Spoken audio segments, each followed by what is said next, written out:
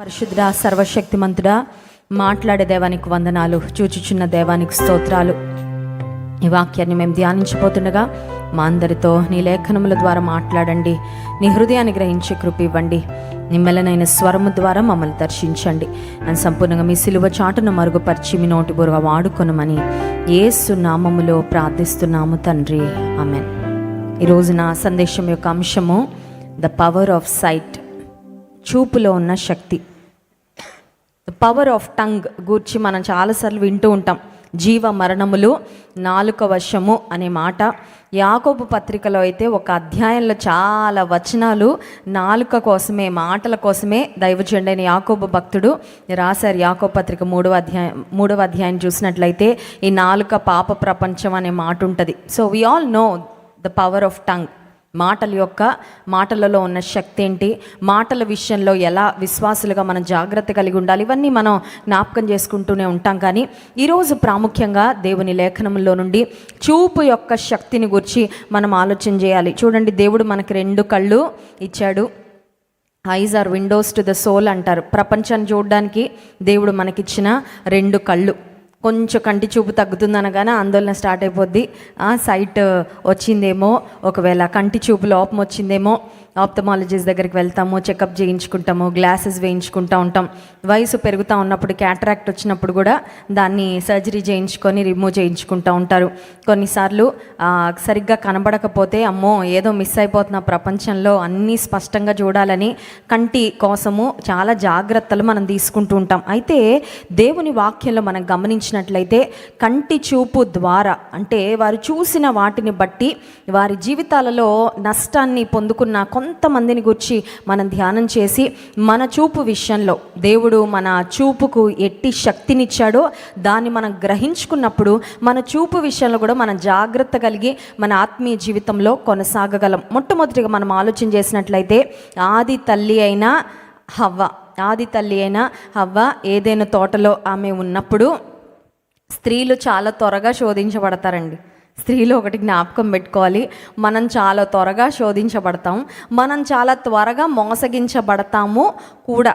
ఎందుకంటే వాక్యంలో దానికి చాలా ఆధారాలు ఉన్నాయి. ఫస్ట్ ప్రూఫ్ ఏంటంటే ఆది తల్లి అయిన హవ్వను మనం గమనించినట్లయితే దేవుడు ఆదాము హవ్వలను సృష్టించి ఏదైనా తోటలో పెట్టి, ఈ తోటలో ఉన్న ప్రతి వృక్ష ఫలాన్ని మీరు తినొచ్చు, you can just enjoy, have a good time అని దేవుడు ఆశీర్వదించిన తర్వాత దేవుడు ఒక షరతు పెడతారు. ఈ ఒక్క వృక్షాన్ని మాత్రము మీరు తినడానికి వీల్లేదు అని దేవుడు ఆజ్ఞాపించినప్పుడు హవ్వ ఏం చేస్తుందంటే ఆదాం లేకుండా ఒక్కతే వెళ్తుంది.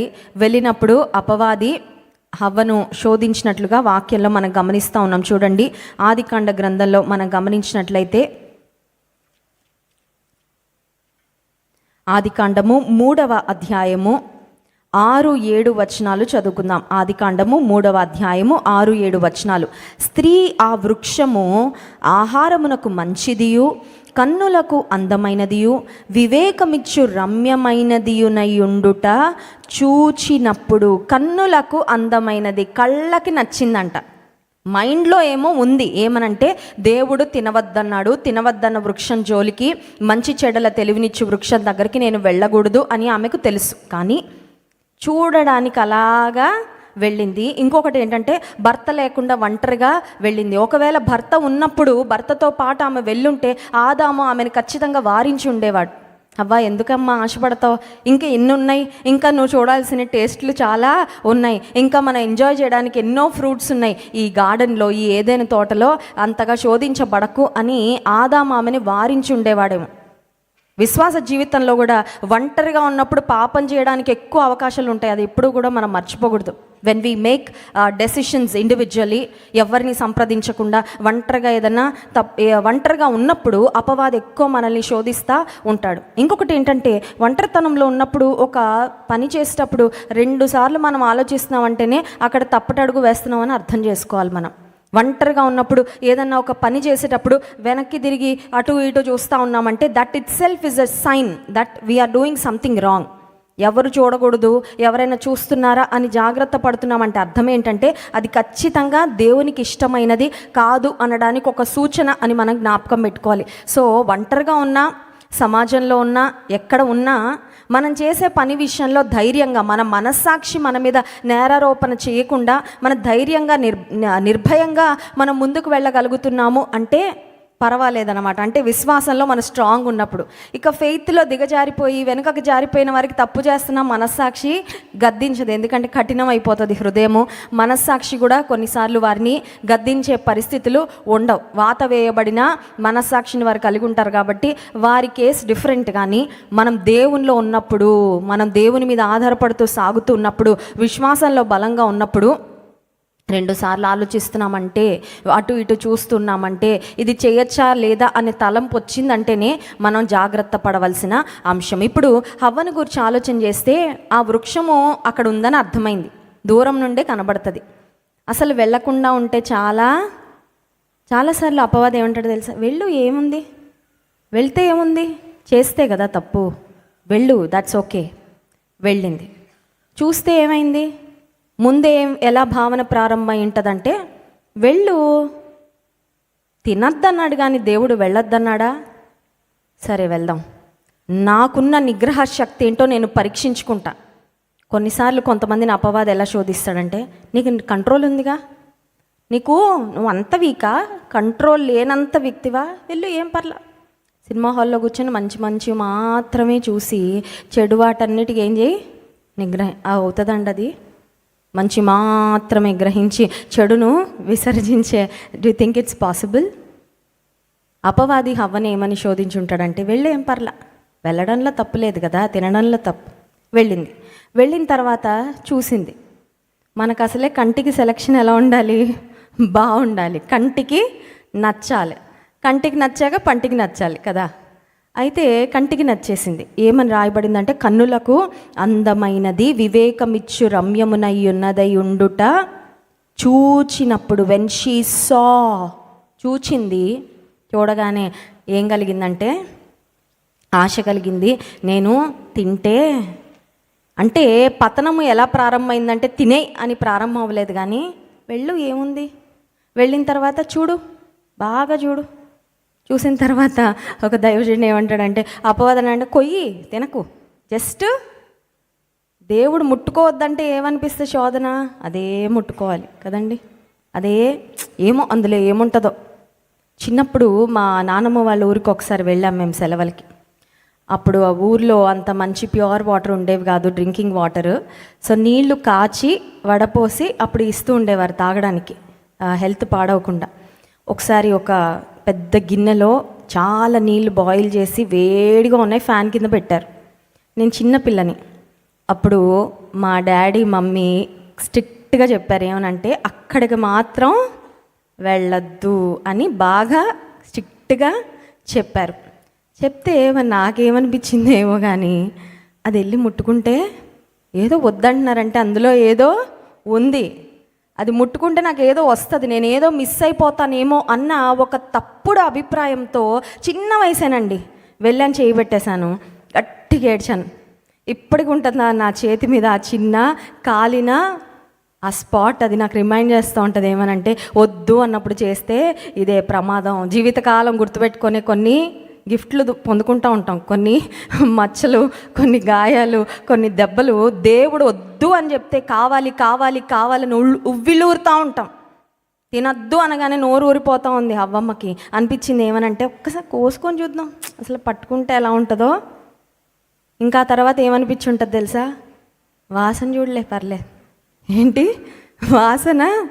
వాసన చూసాక ఇంకా I must take the first bite, కొరకాల్సిందే.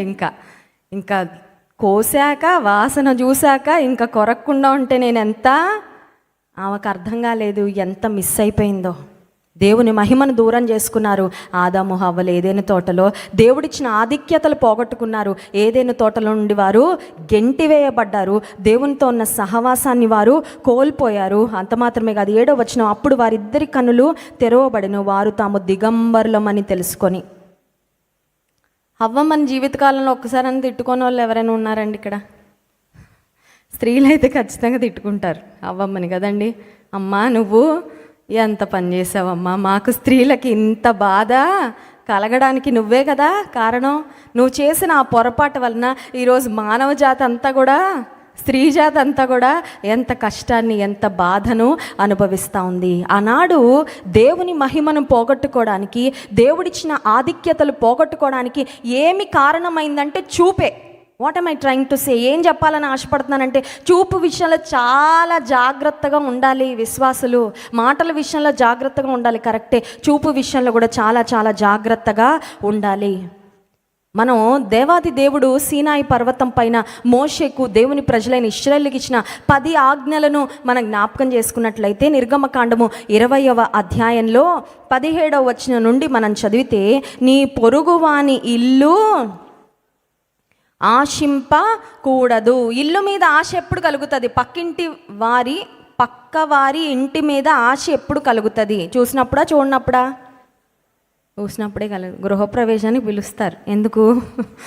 వాళ్ళని ఆశీర్వదించి వెళ్ళాలని.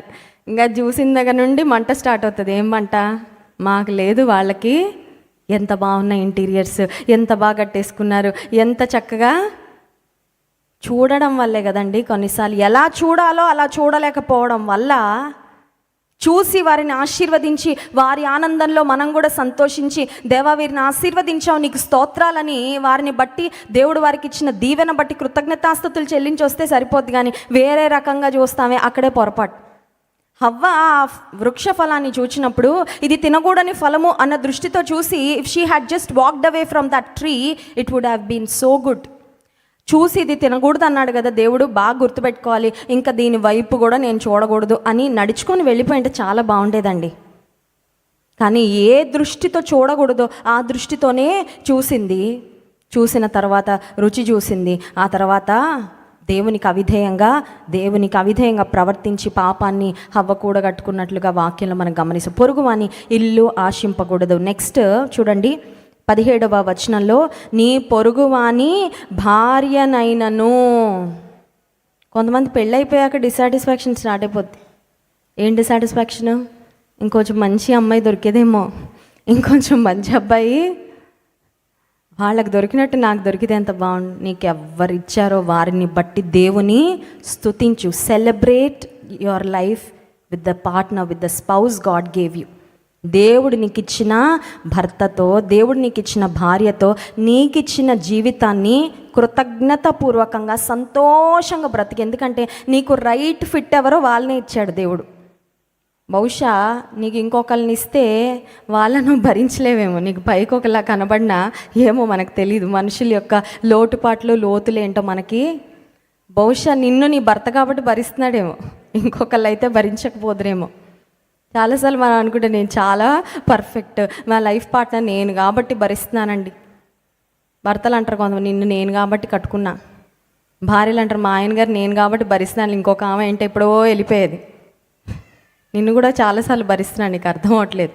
చాలాసార్లు మనం అనుకుంటాం ఎదుటి వారిలోనే పొరపాట్లు ఉన్నాయి, మనమే ఏదో సర్దుబాటు చేసేసుకుంటున్నాం అనుకుంటాం. కానీ దేవుడు మనకి ఎవరు సరి అయిన భాగస్వామో ఆయన నిర్ణయించి ఇచ్చాడు. పొరుగువారి భార్యలను చూసి, పొరుగువారి భర్తలను చూసి అలా ఆశించడానికి వీలు లేదు, అది పాపము, దేవుడు వద్దు అన్నాడు. 3వదిగా మనం చూసినట్లయితే, నీ పొరుగువాని దాసునైనను అతని దాసినైనను. వాళ్ళ దాసుడు ఎంత బాగా పనిచేస్తున్నాడండి. మా దాసుడు ఉంటాడు, టైంకే రాడు, నేను అప్పగించిన పని సగమే చేస్తాడు. పొరుగువాని దాసినైనా ఆశించకూడదు. ఆ తర్వాత చూడండి, పొరుగువాని అతని ఎద్దునైనా గాడిదనైనా. దేవునికి స్తోత్రం, ఈ రోజుల్లో ఎద్దులు లేవు, గాడిదలు లేవు, కానీ బైకులు ఉన్నాయి, కార్లు ఉన్నాయి. ఇంతకుముందు ఇంటి బయట ఏం కట్టేవాళ్ళంటే ఎద్దులు, గాడిదలు. వాళ్ళ ఇల్లు దాటి వెళ్ళినప్పుడల్లా అబ్బాయి ఎంత బాగున్నాయి ఎద్దులు, ఎంత బాగున్నాయి గాడిదలు, ఇంత పశు సంపద ఉందా అని అసూయపడేవారేమో ఎదుటివారి సంపదను చూసి. ఈ రోజుల్లో అబ్బో ఏం కారండి, ఏం బ్రాండ్ అండి, ఏం బైక్ అండి, తల మెరిసిపోతుందండి అని కొన్నిసార్లు పొరుగువారి కలిగిన వాటిని బట్టి అంటూ లాస్ట్కి వచ్చేసరికి దేవుడు చాలా అద్భుతంగా he summarized it in one word. ఏమనుందంటే, నీ పొరుగు వాని దగు దేనినైనా స్తోత్రం కలుగునుగాక, హల్లెలూయా. ఇదని కాదు, అదని కాదు, చిన్నవని కాదు, పెద్దవని, ఏది ఆశించదు. అంటే బాటమ్ లైన్ ఏంటంటే, పొరుగువాన్ని కొంచెం అలా చూస్తే చాలు, ఇంకా పెద్దగా వాళ్ళ పర్సనల్ లైఫ్లోకి వెళ్ళిపోవాల్సినంత అవసరము, వాళ్ళ బ్రతికేదో వాళ్ళు బ్రతుకుతారు, మన బ్రతికేదో మనం చక్కగా బ్రతికితే you don't have to get into somebody else's life and see what is happening with them. లేనిపోనివన్నీ ఎదుటి వారిని చూస్తూ చూస్తూ గమనిస్తూ వారికి అది ఉంది నాకు ఇది లేదు అనే భావన. ఎదుటి వారిని కొన్నిసార్లు చూడడం వల్ల మనకి ఎన్ని నష్టాలంటే, వారి దగ్గర లేనిది మన దగ్గర ఉంటే కొన్నిసార్లు గర్వం వస్తుందండి. నన్ను దేవుడు ఇట్లా దీవించాడు కదా అనే అతిశయం, అది పాపమే. నాశనానికి ముందు గర్వం నడుస్తుంది. ఒకవేళ వారి దగ్గర ఉన్నది మన దగ్గర లేకపోతే ఆ డే అంతా స్పాయిల్ అయిపోతుంది. అయ్యయ్యో నా జీవితంలో ఇంకా నేను పొందుకోలేదే అనే బాధ. అందుకని పొరుగు వానిదంటే పక్కోళ్ళు, మనం కాకుండా ప్రక్క వారిది ఏది కూడా ఆశించకూడదు